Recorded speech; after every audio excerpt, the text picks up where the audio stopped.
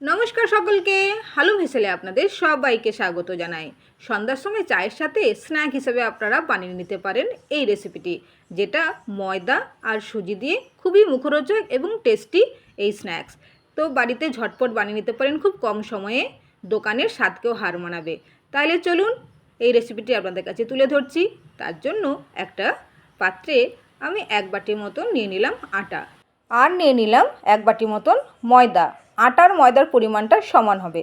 সঙ্গে নিয়ে নিলাম 3 চা চামচের মতন সুজি, আর নিয়ে নিচ্ছি আমি হাফ চা চামচের মতন কালো জিরে, হাফ চা চামচের মতন সাদা জিরে, আর নিয়ে নিলাম জোয়ান, পরিমাণ মতন নুন, আর দিয়ে দিলাম 2 চামচের মতন সাদা তেল।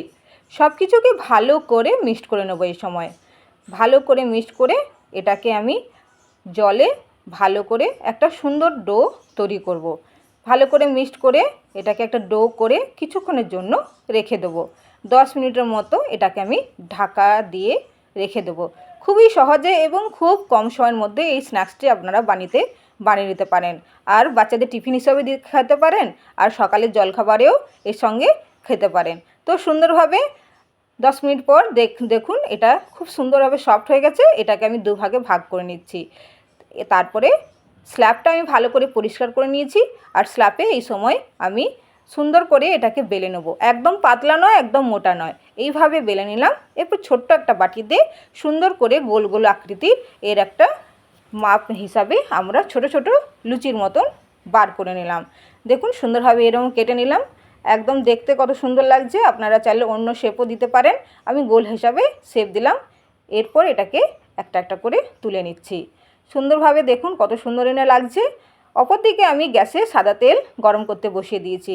এক একভাবে সবগুলো আমি রেডি করে নেব। তেল গরম হয়ে গেছে, এক এক করে এই সময় আমি দিয়ে দেবো। এই সময় প্রথমে তেলটা একটু বেশি করে গরম করে নিয়েছিলাম, তারপরে এটাকে মিডিয়াম হিট করে রেখেছি। বেশি গরমে এগুলো একদিকে লাল হয়ে যেতে পারে আর ভেতরে কাঁচা থাকতে পারে, এই জন্য মিডিয়াম হিটে এটাকে আমি ভাজবো কিছুক্ষণ ধীরে ধীরে করে। তো সুন্দরভাবে এক পাশ হয়ে গেছে, তো অন্য পাশটা আমি ভালো করে পাল্টে দিলাম। আর সুন্দরভাবে এপাশ ওপাশ ভালো করে একটু ব্রাউন হিসাবে এটাকে ভালো করে ভেজে নিলাম, যাতে ক্রিপসি হয় আর খেতেও খুব সুন্দর লাগে। তো সুন্দরভাবে এটাকে ভালো করে ভেজে নিচ্ছি। দেখুন আপনারা ধীরে ধীরে কম আঁচে এটাকে ভালো করে ভাজবেন। দেখবেন এটাকে ভালো করে একদম খাস্তা কচুরির মতন সুন্দরভাবে বানিয়ে নেবেন। দেখবেন স্টোর করে রাখতে পারবেন অনেক দিন। আর চায়ের সাথে সকালে বা বিকালে যে কোনো সময় আপনারা খেতে পারেন। সুন্দরভাবে এটাকে দেখুন ব্রাউন হয়ে গেছে। এরপর এটাকে আমি সার্ভ করে নিচ্ছি। আর দেখুন কত সুন্দর, একদম সুন্দরভাবে ক্রিপসি হয়ে গেছে এবং এটাকে আমি মুচমুচে হয়ে গেছে। তাহলে আপনাদের ভিডিওটি কেমন লাগলে অবশ্যই জানাবেন। চায়ের সাথে তাহলে বাড়িতে বানিয়ে ফেলুন। ধন্যবাদ আপনাদের।